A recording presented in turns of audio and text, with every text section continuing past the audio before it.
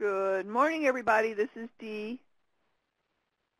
Hi. And I've got Natasha. And I'm unmuting Tammy as well. So.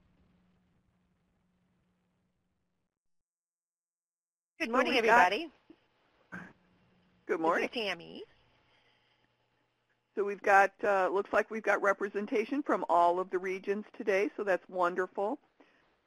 We want to talk about a couple of things we've got on our part, and then if you guys have any questions during the course of this, we'll be happy to answer those for you, and if we can't answer them, we'll get research done so that we can get the answer for you. So, Natasha, do you want to start out with the screen there? Yeah. Yep, I do. Okay, so what we wanted to cover was a few things. One of them is the new header, which I know many of you saw the new header yesterday. And I do want to say that this was a global change. And when I say global change for Illinois WorkNet, it means all of the entire Illinois WorkNet system website. And so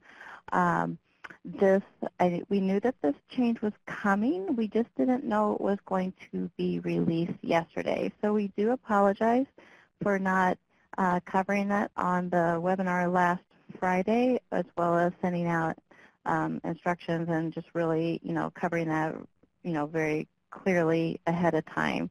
That's the practice that we like to use, but sometimes it doesn't always go that way, as we found out yesterday. So, but I do want to cover it real quick.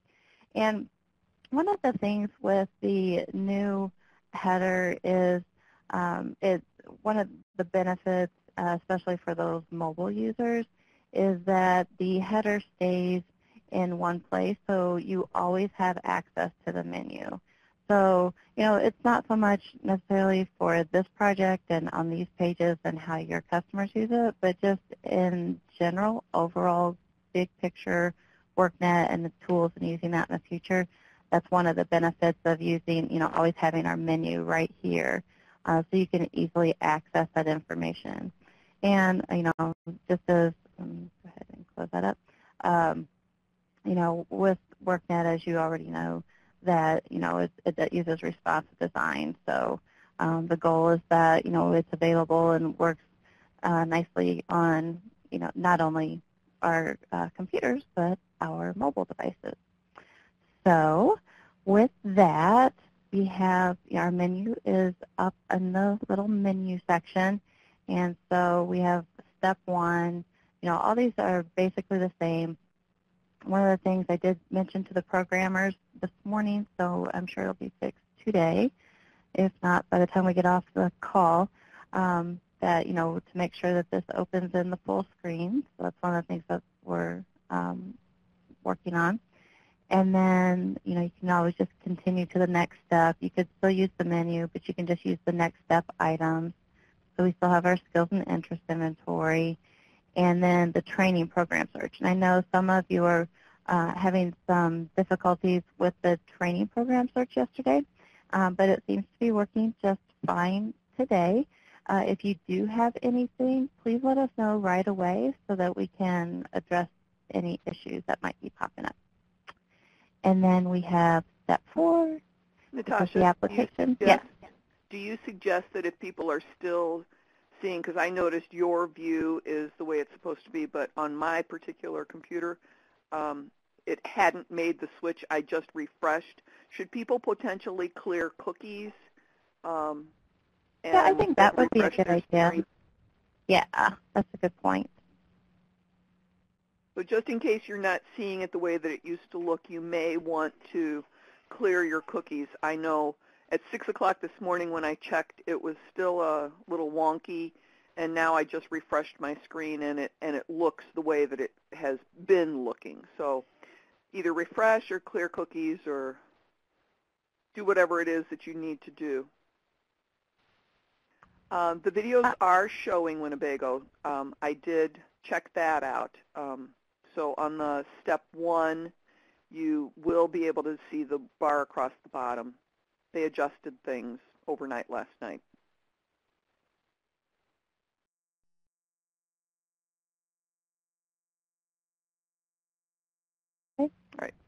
And then, we have the application and then the next, the follow-up. And so some of the other things that, we have, these are their main pages, the menu items. But then if you click like on About Epic, then you'll see additional menu items. So anytime you see these little arrows, there are additional, pages within that menu. So that is the header. You can always log in up here, log in to your account and access it from your dashboard. And let's see, I have my test site up here, so I don't want to do that yet. But I did have another window open. And this is the EPIC Partner Guide. So this is, if you go to www.illinoisworknet.com, and then, EPIC Partners, then we have our Partner Guide with all the resources, and the archived webinars, and all that kind of good stuff, just like you had before. I updated, when we changed to the full bleed screens, some of the columns and stuff were a little out of whack, but I changed those this morning, so you should be able to see everything just like you had previously. Okay, and on the EPIC Partner Guide page, and you can always log in from that link, or let me go back, or you can log into your Illinois WorkNet account. And then you can access the EPIC, ILEPIC from the EPIC logo. Yeah, and so notice that whenever I logged into my Illinois WorkNet account, so you're used to working in your EPIC dashboard, your EPIC partner tools, and that's fine. But since we're here, I wanted to just take the opportunity to show you that whenever you log into regular WorkNet, now we have this display along the top, so you can see your dashboard, any of the messages that you're used to getting as emails or messages are right here, and your bookmarks and all that kind of standard stuff. If you click on My Dashboard, you see different types of tools here, and then it goes to your regular dashboard. And I'm not sure if you're used to seeing this view or not. Some people access their partner tools through their partner dashboard. Okay. So let me go back to test, because we have a couple of other things that we wanted to show you. And one of those things is if you are logged in, one of the things that came up previously was that, especially in Chicago, that you needed to have a place for the 4333 form for your staffing. And whenever you, and I should have logged in as one of you, but whenever you're logged into your account, mine says resources, but yours says agencies. And so when you go to the agency tab, you'll see the list of agencies that you have access to. So if we're in Region 1, you'll see the list of all of the Region 1 CBOs. And so you can select one of those agencies, and you won't see these first few tabs, but you will see the uploads. So now our CBOs have the ability to upload documents that both the CBO and DHS staff have access to. So whenever you want to look at that 4333, and we'll put this in the document for you, whenever you want to see the 4333, you can go to, this will say agencies, you select your CBO. When you go to the CBO, you click uploads, and you'll be able to see those documents. Okay. I've got mine up on the screen. You want me to just show them real quick? Yeah, that would be better. All right, so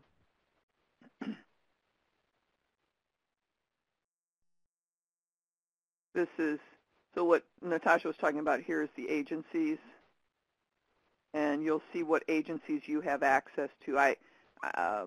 In this particular test account, we have, this looks like Region 4. So then when you go to the agency itself, you'll see the uploads, and you'll be able to see what's been uploaded there. One of the questions was DHS ever get an opportunity to upload? So just let me know a little bit more about like what you need to upload. Upload for at the CBO level, or because you can upload for individuals. But if you're uploading as far as a group is concerned or for a specific agency, is that what you need to have access to? Because, Chris, you can upload to the progress page just like the CBOs can. Yeah. So if you need to upload a response to the 4333, you might want to think about that and send an email to Natasha or I, and then we can get that working.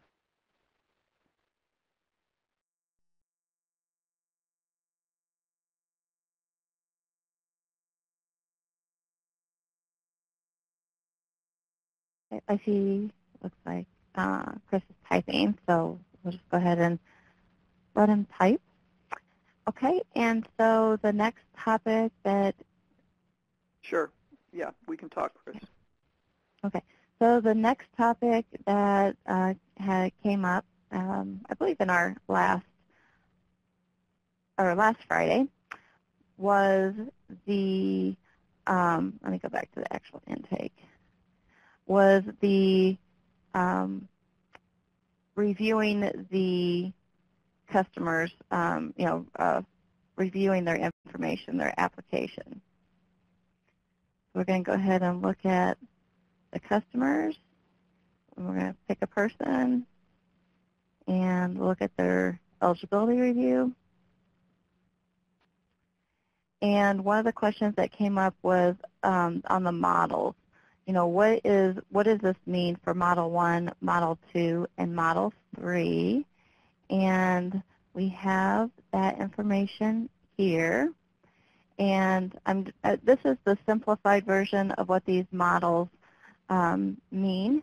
And we are going to be using this text and putting it in as the information bubbles. But I'm just going to give you like a brief overview of what we have told the CBOs, so you know what the CBOs have heard and how they're going to document these models. So, just as a general rule of thumb, or the general description of these models is what you're seeing on the screen, and the detail behind it, is available on the partner guide. If you're interested in that, but I do have just a quick overview here with the model instructions. And what this means here, this is the more complicated, more in-depth view. Let me zoom in a little bit so you can see it. Model 1 basically shows that they're using a bridge program. Model 2 has the technical training, but it's blended in with the adult education, so that there's the adult education component of it. And then Model 3 really focuses on that technical training that could be in-house or could be through some partners or work experience. So when the evaluation team looks at it, they're going to look at it from all these different perspectives. It's like Model 1, Model 2A, 2B, 2C, 3A, 3B, 3C. But this is kind of more of an FYI. This is how the evaluation team is going to be looking at it. And you don't really have to worry about it so much, just to know that whenever we talk about these models, this is kind of what it's boiling down to.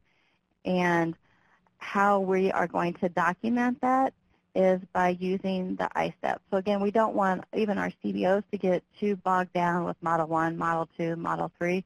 What we really want them to do is just tell us what the people are doing. So we have it broken down into different steps that are available in the ISTEP, the Individualized Services Training and Employment Plan. So we have steps that identify, specifically the bridge program. We have, I went too far. We have the adult ed piece, and then we have the different types of EPIC training. So you will be able to see, are they in EPIC training for college credit, or are they in the training for the industry recognized certificate only, or are they in work experience? So whenever you look at their ISTEP, you'll be able to see, basically, in simplified terms of, what type of training they're in.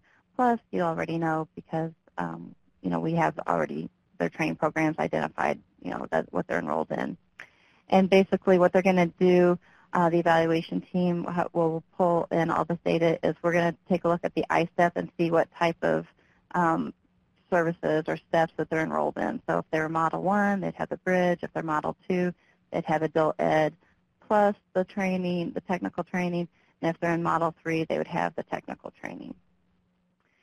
And all of this is available in their ISTEP. So if you would like to learn more about the ISTEP instructions are available through the partner guide. And basically what it boils down to, if you're not familiar with it already, is that we have a page that is basically the timeline or summary of all the steps in their individualized services training and employment plan. And we have, different categories. We're going to be adding additional categories as we continue to move forward. And within each of these plans, you can see if a person is on track or off track. You can see, the past information that was used to help the career navigator recommend next steps. So all that information, again, is in their ISTEP. You can see case notes, uploaded documents can be placed in the ISTEP. And there's just more and more details about the ISTEP. One of the neat things with the ISTEP is that they can also identify the certificates, the credentials that they've earned as they're going through and completing that program. So they can be in, a training program, and even if they haven't completed the training program, the career navigator can continue documenting the certificates that they're earning while they're in that program. And so all that information is available in their ISTEP. Here's the model information and the same information I just showed you. So whenever it's displayed to the customer, they'll be able to see the description of the, just a short version of a description of the step. And then they'll have a little bit more expanded description of the step. And if we have any resources that are in Illinois WorkNet that relate to that particular step, then we can link them to those resources. And then you will be able to see a full list of the services and credentials that that person has earned as well. That's a very brief overview of the ISTEP. And I just want to show you a quick look at this. And you have access to this. And so if you go to Dashboard, you go to ISTEP, you'll be able to see for the customers that are in your region or who, where they are within this whole process. So you'll be able to see the first columns are the number of customers. So you can see the people that don't have anything, selected. Again, we try to use that yellow color, just to let you know, not that that's necessarily a problem, but that's just to point out that they don't have any steps identified, or if they have staff assistants or self-service steps. So you can see this is our listing, our number of customers. When you look at the next columns that are over on the right, you'll have your first number will be the total customers that fall in that category. And then the parentheses will be the count of steps that have been identified, that meet that criteria. So you can see an overview of how many steps haven't been started, or how many customers have steps that haven't been started. You can see how many customers have steps in process, so they've started them and they're still open. you can see the customers that have steps identified that are marked as they should be complete right now, but it's just not marked as complete. So either they need to adjust the date or mark it complete. And then you can see who has successfully or unsuccessfully completed that particular step.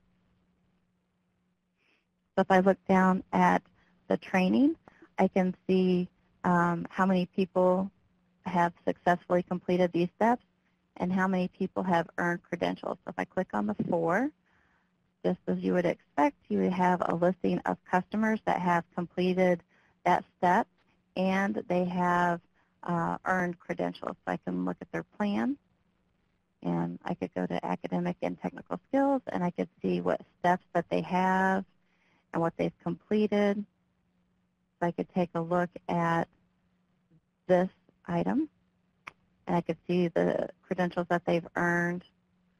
Or if I don't want to go into the details of the ISTEP, I could always go to services and outcomes, and I could look at all the services that they've received as well as the list of credentials.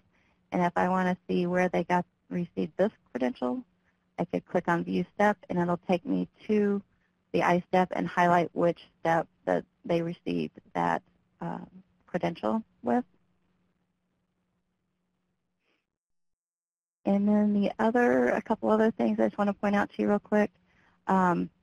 We did add a case note section. So now whenever you look at, you're very used to using, and I love it. I love the fact that you guys are using the case notes and putting that information in there. It's very helpful when looking at a customer and troubleshooting. So, but this case note tab will take all the case notes that were added for the profile, the progress page, and the ISTEP, and it will put them in order here so that you can take a look at the different case notes, where it was put in, who it was entered by, and when it was entered. And so you can sort these as well by the different sections, however you want to sort it. Yes. Natasha, we have a couple of questions from the group, and they're asking about the models. We don't want everybody to get caught up on the models. And Dee, if you don't mind, the evaluation team was very interested in a predictive measure. And our group, we're not 100% sure what the value is of that predictive measure, but they wanted to see when you did your first assessment and a client comes in, and you're just predicting, okay, based upon the information that I've got, I predict that this client might need a Model 1 or Model 2 or Model 3. It's just specifically a predictive question. And a part of that has to do with the assessments, because we originally had this NOT key, which was a little bit more of a comprehensive assessment. And so I think what they were kind of gauging is based upon that assessment, and then they go to a CBO and they do their assessments. How's that look? So it has nothing to do, if you guys just pick your model based upon your best assumption of where this client is. It's not going to be a negative or a positive. It's just a predictive question. And then so what they want to see based upon that, and then the CBOs take a look at it, and they'd run like a TABE test. So then where do they put this? So don't read anything into what you guys are putting into this. Like I said, it's just a predictive question that the evaluation team really wanted to have, and they wanted to see the difference between the assessment that's done in orientation compared to the assessment that's done to the CBO, and what the change is as far as choosing a model for them. Yeah, and really the only reason why I'm showing you the model stuff is just so you have the background knowledge, so you know kind of where we're going with it. But it's not something, like Tammy said, you don't need to really worry about it. Use the model definitions that use your best guess. And use the model definitions that are down here. I just wanted to make sure you were hearing the same thing that the CBOs were hearing as far as models. When they get to the CBO side, it's very possible that they could be enrolled in like a model in 1 and 2. So an example would be a client comes in and they need remediation. They need to raise their math skills. So they can enroll them in a bridge program, and at the same time they can put them in a basic education program. So they could be doing Model 1 and 2 simultaneously. Or they could be doing Model 1 and Model 3. An example might be they're pretty proficient, but they have a barrier with their English language, so they need an ESL class, and then they're also going to be put into like maybe a welding certification class under like a Model 3. So they could be in multiple models based upon what their need is once they reach the CBO. So, and like I said, don't get hung up on the models at all. We're aligning these along with Illinois Community College Board. So what we're establishing here is got a broader picture, and we're making sure that we're aligning this with training programs with ICCB and with their adult basic education and career and technical education. So hopefully, like we said, the intent of this is for sustainability, and so we want to make sure that we are all on the same page when we're doing these services. I will tell you, though, this is Dee, that the best thing that you can do is, and especially if you're in the smaller areas where you're not doing huge volumes of orientations, is if you notice somebody struggling with the computer, or if you notice somebody asking a lot of questions, adding a case note to that person's file that said, this person had an extremely difficult time with the application or with working through the computer and reading, asked a lot of questions. Those kind of case notes will be very helpful to help the person and or you in the evaluation process make sure that you're getting them aligned with a program. For example, if somebody is interested in IT but they can't work the mouse, then they might not want to go into that accelerated IT program that one of the agencies in Chicago is offering. So watching what's going on and paying attention will be more helpful than worrying about what's really included in the models.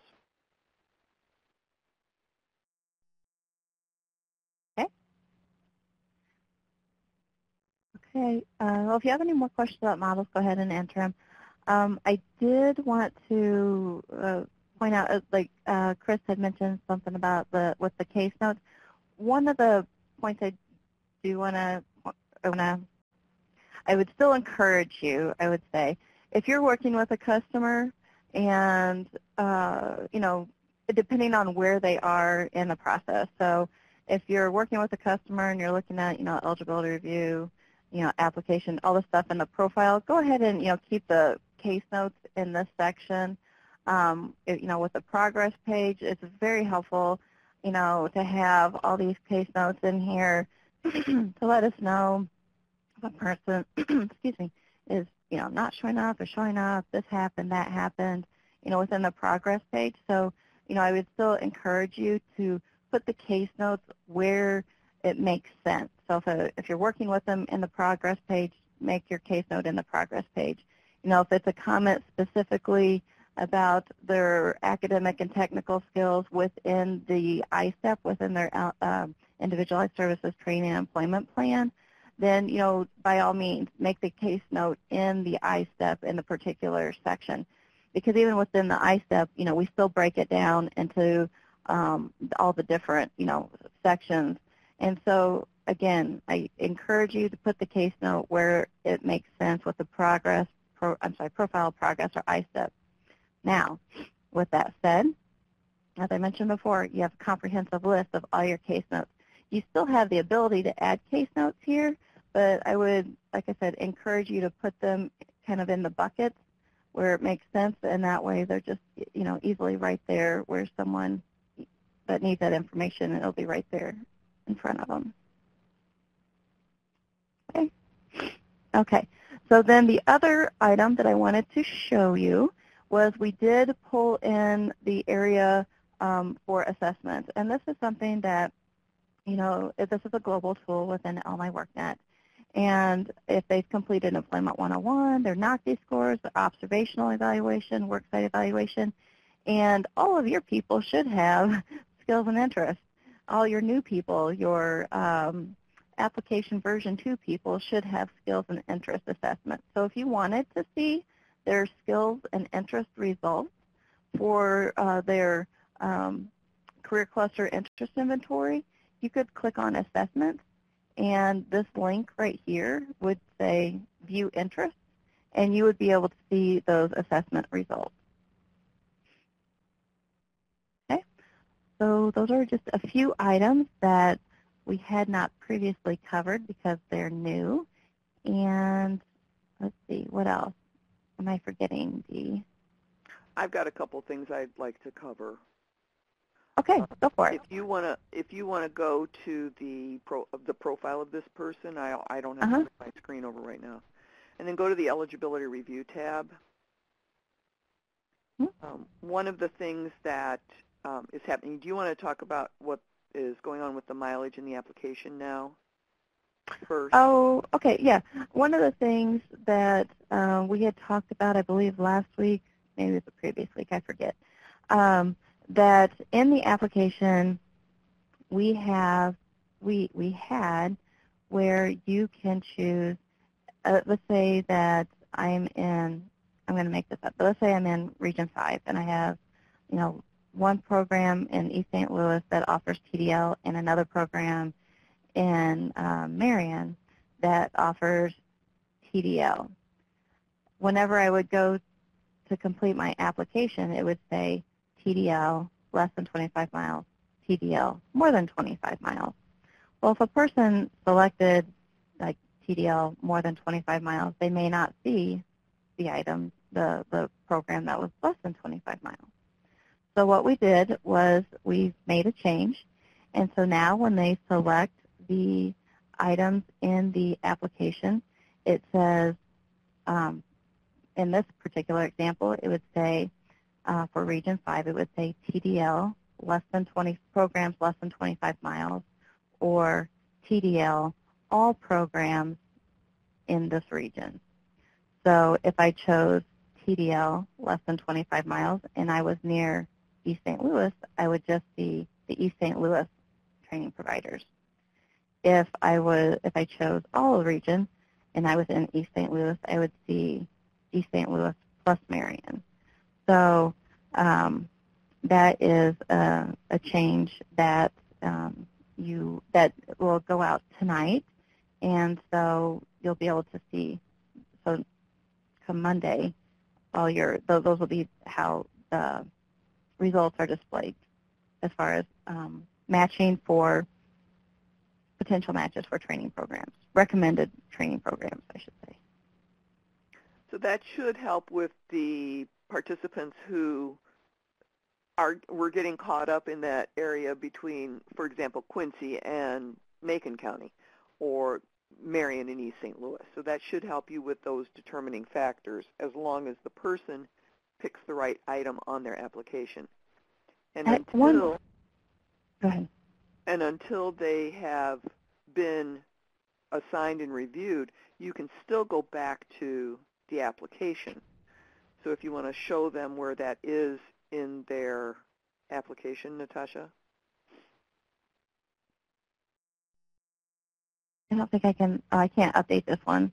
Are you talking about this? It's been reviewed, right? But you'd be able to edit the next one down. The next area down. How far are you willing to drive? So under these baseline questions, scroll up just a little bit. But that's not going to determine it. That's not determining it. Oh, it's the train. It's either okay. it's only. You have two options. You have less than 25 miles, or you have everything. That's how it's determined. All right, so when they pick their training programs. Yes, so it's less than 25 miles or everything. Now, one of the things I do want to point out, because we ran across a customer the other day, and they had completed an application version 1, okay? And as many of you already know, we did update some of the background information questions as well as the drug test question. And what you'll notice is that sometimes you'll have a person that has completed application version 1 and their background check will say no. Well, then you start doing a little bit of investigating, and it's the reason why it says no is because they said that they have a felony. But if you have a person and they really want to be in a particular training program, and you look at the background information and it says that they have a felony, the next question could be, well, if they choose to provide the information, if they want to go into that level of detail, if it's a nonviolent considered a nonviolent felony, then they might be able to go into that training program. So it really depends on, what that particular CBO has identified as,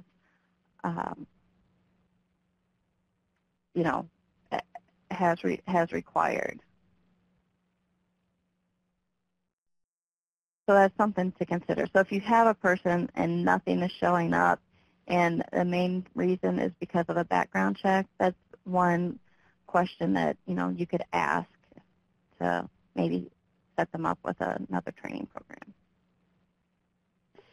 Natasha, and this is Tammy. Is that the most relevant for the version 1 applications since we've made that change in the language in the application? The people that have completed version 2, that's a non-issue.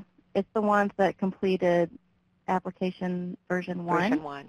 Yeah, and you can tell that by whenever you go up into view baseline requirements and you see application version 1.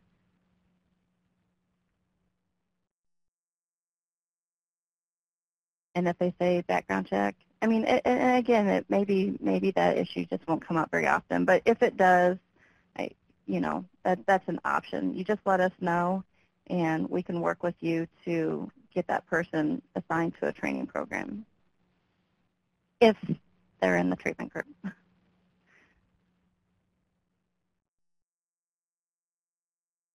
Okay. Any other things, Dee? Yes, if you want to scroll to the, just scroll down on that page right there. On each of the training program information, I go too far. More. On each of the training program information, we need to make sure that we open this up when we're discussing the programs with the customers so that they can see what it is that's going to be involved in the program. And what I'm going to be doing between now and next week is I'm going to be talking to the CBOs as well to make sure that they have all of the minimum requirements that they need. So for example, going back to that IT program, if somebody doesn't really know how to operate a keyboard and a mouse, they really shouldn't be assigned to an advanced IT program. If they've got limited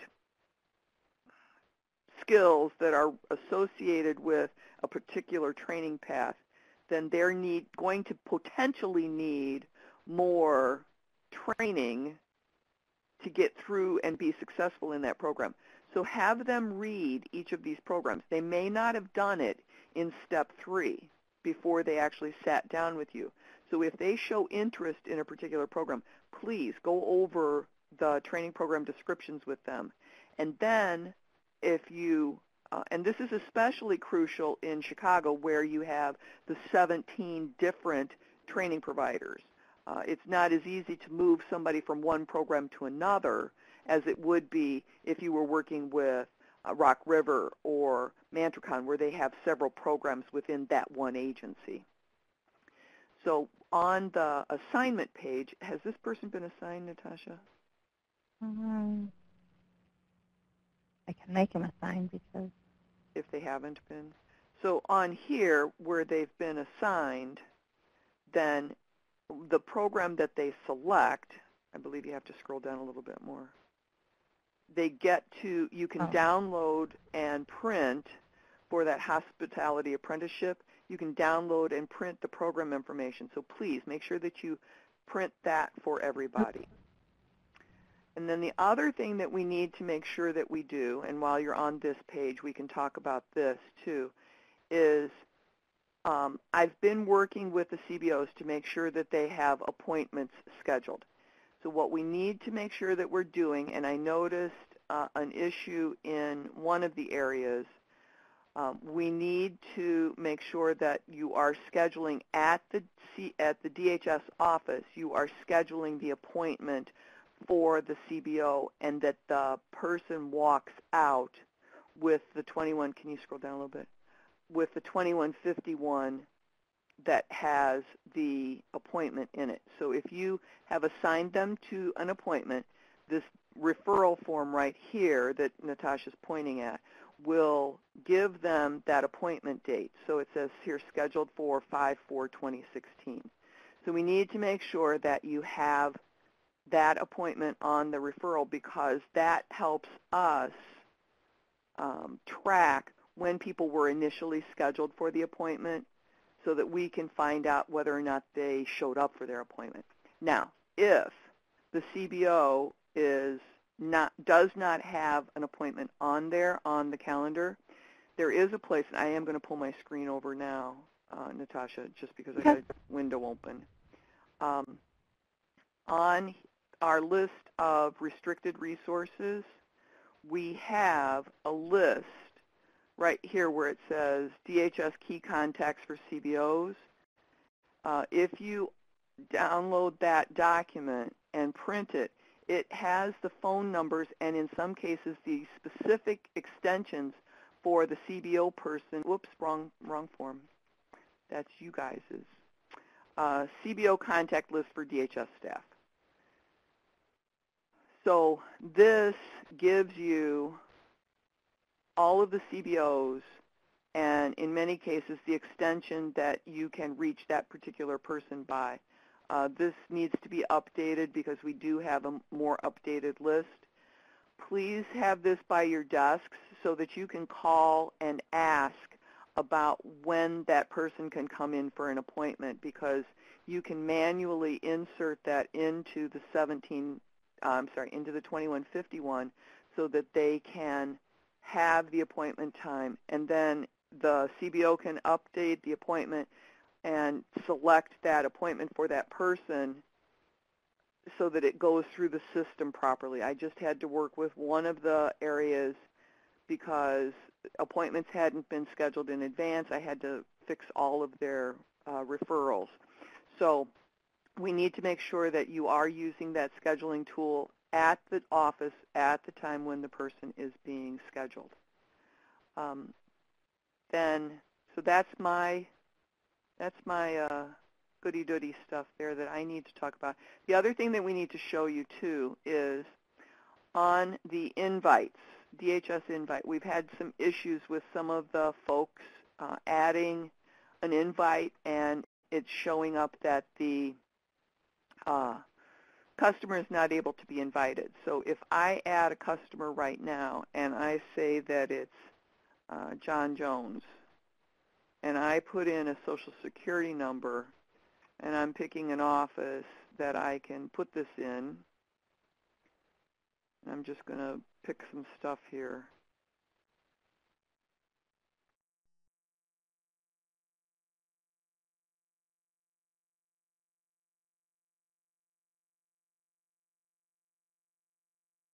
And if I add and invite that DHS customer, somebody with this Social Security number has already been added to EPIC. Now, what may happen is this person could already be in with another system, meaning that they could have been added already with IWDS at some point in the future. Maybe they were working with a workforce investment agency. Or you may have accidentally added the customer already, and they're already in the list. So those people would show up under customers, and oh goodness, that's not where it is. I'm sorry, under DHS Invite, and I'm not showing any people because I'm logged in as Region 4. But all of the people over on the right-hand side are you logged in as Region 1, Natasha? Super user. Okay, so you can show that. Go to the DHS Invite and scroll down on this page just a little bit. See how the Invite button is here. So the person may already be in this list. If they're not already in this list, that's when you need to reach out to me or Olivia or Natasha to check the system to make sure that they don't have two profiles. That will be the cause of somebody not being able to be invited. Now, I know right now this is affecting Chicago more than it is affecting anybody else because most of you are inviting people in advance, so we can get things like this squared away before your actual orientation. But just in the event that you have somebody just happen to walk in and you're trying to invite them, this is something that you do need to pay attention to. And then last but not least on my list is I did get all of the videos into the restricted resources. And what I've done here is, let me make this a little bit bigger. We have download directions for the MP4s in PDF format, and then I actually have video instructions of how to save the MP4 to a jump drive, and then we have the informed consent recordings either on YouTube as an MP4, and then the checklist that you need to review with the customer after they've watched the video on their own. So you can download each of these MP4s that are applicable to your area, download them to a jump drive, and take them to each of the computers or laptops that you are using in your area, and then upload them to the desktop so that the person can watch the informed consent. And it saves your breath because it took me 8.5 minutes to read that reading. So it will save you 8.5 minutes per person, and they can just watch it on their own. So the directions are there, the MP4s are there, and they're ready for you to download. Do we have any questions about any of that? And this is Tammy, and there's one other thing that Dee didn't mention either that's exciting news. She's just worked on a outreach plan that we're going to be implementing. So we definitely need to get our numbers up and rolling. In Region 4, we've communicated with the LWIA. They're identifying some other sites for doing the orientations, and Dee's been working with them on that. You know, Dee, why don't you tell them what your plans are for the outreach? Oh, goodness. I asked in the, well, you know what? Let me see if I can get a poll question up really quick. I asked in the CBO webinar on Wednesday about the radio stations and newspapers in your area. Now, unfortunately, with this grant and with this outreach plan, we cannot spend any money. So what we will be doing is what I call guerrilla marketing. It's what I do for a living when I'm not working with your grant, you guys' grant. I help businesses implement social media into their marketing strategy. So what I'm going to be doing is I'm going to be working on a guerrilla tactic for this program to outreach to people that you may not be able to reach out to or that aren't responding. And we're going to approach it two-pronged by reaching out to employers so that hopefully we might get some extra employers for you guys. And we're going to be reaching out to the potential customer for you. And so I'm looking for radio stations and newspapers so that I can do some public service announcements. Then I worked with Olivia Grisham and Natasha and Tammy and all the folks that have been involved in the admin level of the organization to work on some social posts that we can share out. So if you happen to follow Illinois WorkNet on any of the social media outlets, we would appreciate you sharing our posts once you start seeing them coming through.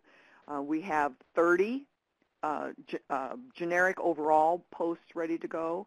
And then we have messages that each of you can use either in a letter or on a phone call. And I want to thank Vicki Egley for her sharing her letter with me that she had been sending out to her customers.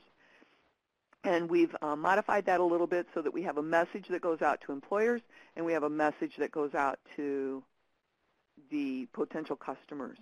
So we're looking at that. We will be sharing information as it goes with all of you. And we're ready to ramp up and start bringing people in for you all. So as long as you're ready for everybody to be knocking on your doors and standing in line to get to orientation, we're ready to go.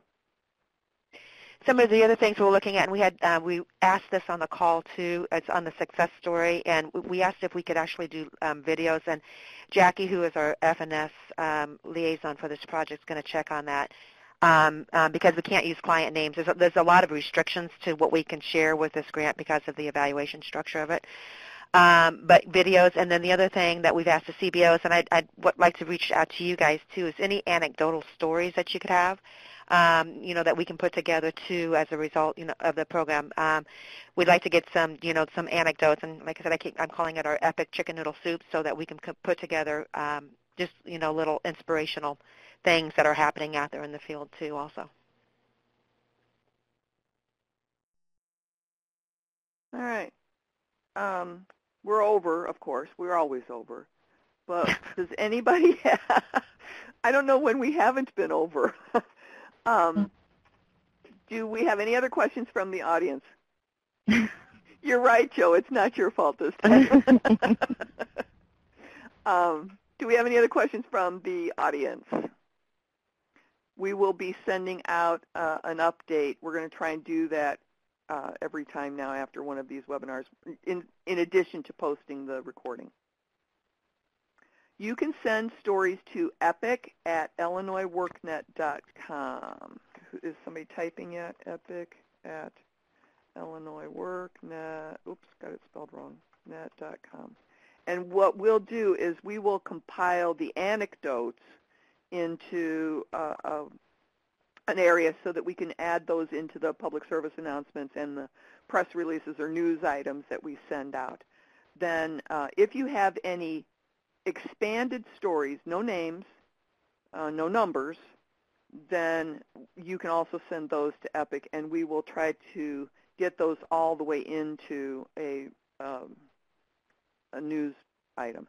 The other thing that you can do, we do have on our resources page, we have a release for video, photo, and use of their information in a story. So if you have some stories that you would like to share that are in depth, we need to get a release from the person if you happen to have an image. But I think most of you guys will probably be more anecdotal than they will be full success stories.